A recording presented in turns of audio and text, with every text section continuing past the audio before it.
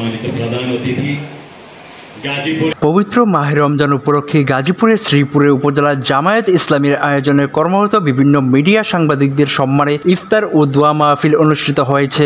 বুধবার 19 মার্চ বিকেলে 5:30টায় শ্রীপুর উপজেলা মাওনা চৌরাস্তা কদম আলী সুপার মার্কেটের দ্বিতীয় তলায় the superstar Chinese restaurant and community সেন্টারে এই আয়োজন করা হয়। দোয়া মাহফিল অনুষ্ঠানে বাংলাদেশ জামায়াত ইসলাম শ্রীপুর উপজেলা শাখার আমির মাওলানা নুরুল ইসলামের সভাপতিত্বে প্রধান অতিথি হিসেবে উপস্থিত ছিলেন বাংলাদেশ জামায়াত ইসলামী গাজীপুর জেলা আমির ডক্টর জাহাঙ্গীর আলম। বিশেষ অতিথি হিসেবে উপস্থিত ছিলেন বাংলাদেশ জামায়াত ইসলামী গাজীপুর জেলা অ্যাসিস্ট্যান্ট সেক্রেটারি অধ্যাপক মোহাম্মদ মোস্তাফিজুর রহমান খান ও আবুল কালাম আজাদ সহ আরও অনেকেই।